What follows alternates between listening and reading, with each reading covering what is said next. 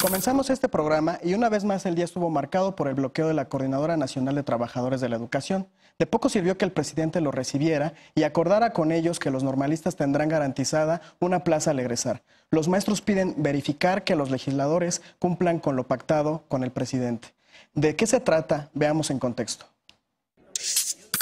Aunque la CENTE logró la asignación automática de plazas a normalistas, este miércoles sus integrantes volvieron a manifestarse en contra de la reforma educativa, además del otorgamiento de plazas a los egresados de las normales públicas y la eliminación de la evaluación docente. La CENTE demanda que se otorguen recursos a educación equivalentes al 12% del Producto Interno Bruto y la basificación masiva de docentes con plazas eventuales. El que salga de la escuela normal va a salir con su plaza. Tras los bloqueos de la semana pasada, los sindicalistas se reunieron con el mandatario y acordaron la asignación automática de plazas y el pago de sueldos y prestaciones de los 32,000 trabajadores de educación de Michoacán en un plazo de 2 meses. El presidente negó que su gobierno hubiera sido chantajeado y dijo que para fortalecer la educación, los normalistas tendrán plazas de trabajo garantizadas. No es que me hayan presionado los de la CENTE, yo no me dejo presionar por nadie. La organización Mexicanos Primero criticó el acuerdo señalando que el Ejecutivo intervenía en el trabajo de los legisladores. En mayo se aprobó la reforma constitucional en materia educativa y quedó abrogada la Ley General del Servicio Profesional Docente y la Ley del Instituto Nacional para la Evaluación de la Educación, que será sustituido por un nuevo organismo responsable de coordinar el Sistema Nacional de Mejora Continua de la Educación. Según versiones periodísticas, en la Ley para el Sistema de Carrera de las Maestras y Maestros quedará establecido que la asignación de plazas será definida por autoridades educativas federales y estatales, así como representantes sindicales. Las representaciones sindicales también participarán en la asignación de ascensos como una garantía en el respeto de los derechos de los trabajadores. Punto y contrapunto. Esta noche de miércoles nos acompañará para debatir Sara Snap, maestra en políticas públicas y activista. Hola, Sara. Hola, buenas noches. Estefanía Veloz, abogada y feminista. Buenas noches. Buenas noches. Alfredo Lecona, activista y analista. ¿Cómo Buenas estás? noches, gracias. Y por primera vez con nosotros, Jorge Peniche, abogado y activista. Buenas noches y bienvenido. Buenas noches. Vemos aquí que se está generando un atorón en las negociaciones y en el proceso de negociación con la CENTE. ¿Ustedes cómo lo están viendo? ¿Ya fue demasiada negociación o todavía hay tiempo para aprobar las leyes secundarias? ¿Cómo ves, Sara?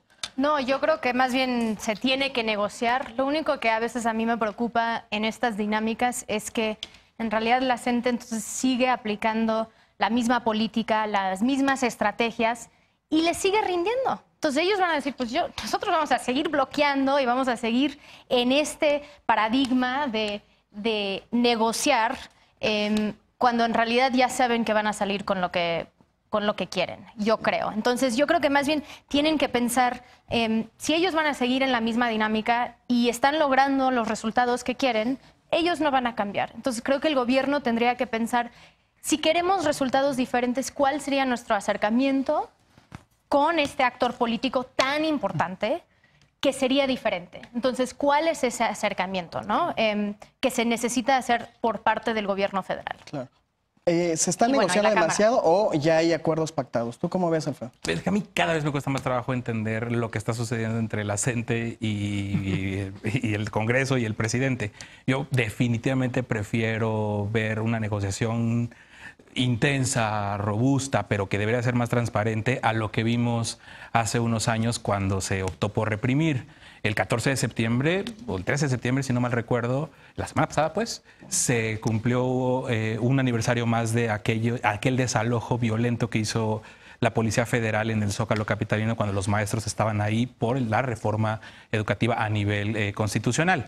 Recordamos esas imágenes de los helicópteros bajando a nivel muy bajo, del Zócalo capitalino, como volaron las mantas, como hubo represión. Eso es lo que pasó en Oaxaca, lo que pasaba en muchas zonas. O sea, 1000 veces tenerlos movilizados y tenerlos presionando de esta forma a verlos objeto de una represión del Estado, como fue en el caso del peñanietismo.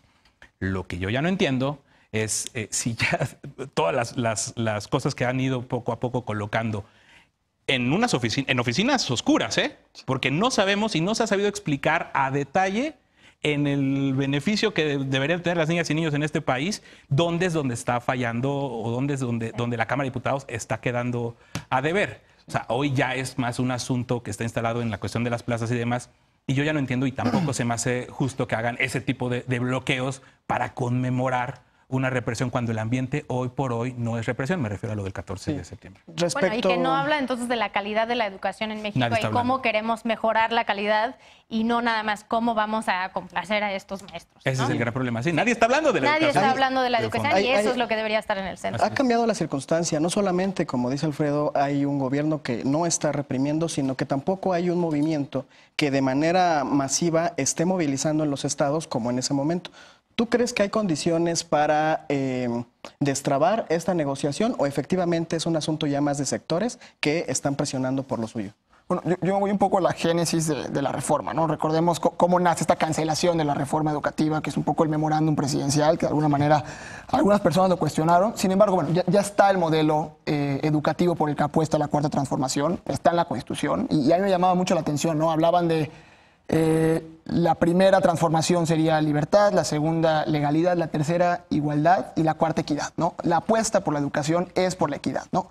Ahí hay dos temas para mí que son centrales. Por un lado hay una apuesta para la paz que recorre todo el Plan Nacional de Desarrollo y por el otro lado, como mencionaba Alfredo, el principio de educación, el principio de interés superior de niños, niñas y adolescentes. Es decir, están en estas negociaciones los niños, niñas y adolescentes al centro, o más bien estamos viendo mera distribución en lo oscurito de cotos de poder y cuotas. Sí. Hay un sector que se niega a perder privilegios. ¿Te gusta la reforma educativa que se está planteando? Estefanía. Yo coincido en lo que se dice en la mesa en torno a si se está poniendo en el debate el tema de la reforma educativa, y yo creo que no, porque es una reforma educativa muy bien hecha. O sea, no hay nadie que esté justificando el contenido de la reforma. Sectores, digamos, proclives a Morena han dicho que sí, y sectores, por lo contrario, también. Incluso organismos internacionales, diciendo que es pues una reforma muy vanguardista en ese sentido, en el sentido educativo, en el tema de la equidad de género, de la educación sexual, o sea, contempla muchas cosas. Entiendo que ese no es el problema, como lo planteábamos acá, pero quizá va más allá y yo lo pensaría más en el tema de la reforma laboral. O sea, yo creo que la gente viene como arrastrando este tema de cómo se eligen los liderazgos sindicales. Recordemos que hace una semana en Puebla se celebró un gran evento con redes sociales progresistas, que no es nada más y nada menos que el futuro partido del Bester Gordillo, si es que se forma, que tiene más posibilidades que México Libre o Libremos, Libre, el de derecha. México no es libre. México algo. Tiene más posibilidades. Entonces, claro que lo que están construyendo ahorita es no negociar con el gobierno de ninguna manera, porque conviene, porque políticamente esa es la línea. O sea, no vamos a ceder de ningún lado. Claro que defendemos esta idea de que no haya represión, aunque los panistas salgan a decir todos los días que sí, que granaderos y que la protección de los diputados es más importante que la vida de los maestros.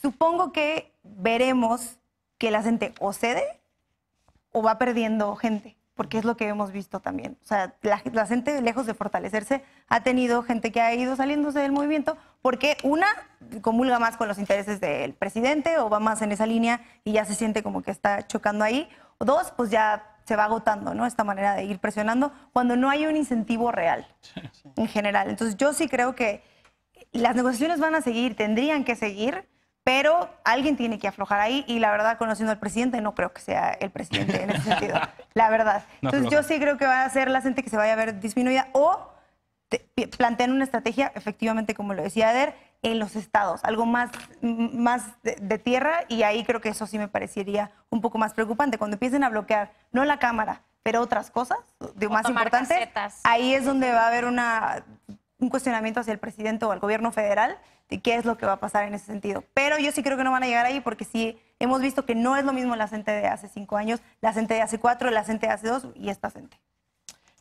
¿No ven ustedes una posibilidad de negociación y de acuerdo en lo inmediato? Pues es que es lo mismo, o sea, ¿qué demonios es lo que tiene trabado o qué es lo que los tiene en conflicto? Yo de verdad ya no lo entiendo, pero pasó lo mismo cuando se estaba haciendo la contrarreforma educativa hace unos meses. Ya no se sabía explicar a ciencia cierta cuáles eran las peticiones. Habían todo tipo de interpretaciones y permitían que cupieran todo tipo de interpretaciones. Que si querían las plazas, que si esto, que si el otro, alejándonos completamente en la arena pública del debate sustancial del modelo educativo. Yo no sé si lo que hice...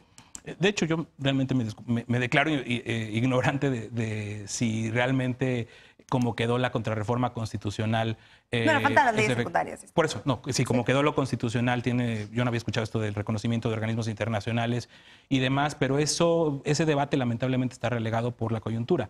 Yo lo que sí creo es que cuando Andrés Manuel, cuando la CENTE se instala o bloquea las vías férreas en Michoacán, el presidente hizo uso de esto que dice Estefanía. O sea, es la palabra del presidente, de un presidente que tiene un nivel de aprobación brutal, donde echó su peso político a decir, bueno, pues es que si yo les estoy dando los espacios para hablar, yo me estoy abriendo al diálogo, estoy proponiéndoles mesas de instalación y ustedes insisten, pues solita la gente va a empezar a repudiarlos. Sí. O sea, ahorita es el momento en donde se esté estirando la liga a un punto en el que yo no quiero ver de ninguna forma a la Guardia Nacional, que ya la tenemos en la Ciudad de México, reprimiendo a la CENTE, ni mucho menos, pero ya no entiendo qué demonios. Bueno, y yo no creo que eso sucedería, ¿no? Lo vimos la semana pasada, no sé cuándo, con los policías que estaban manifestándose en el aeropuerto. Del aeropuerto. Entonces, como que no hubo ese tipo de represión, sino que dejaron que la gente y esos policías podrían estar. Y yo creo que, digamos que... Pero son menos desorganizados que la CENTE. Ay, Digo, menos organizados que la CENTE. Menos organizados, sí, totalmente. Pero el punto es de que no reprimieron en ese caso y yo no creo que van a reprimir en este caso tampoco. Espero que no. Lo que yo creo que es que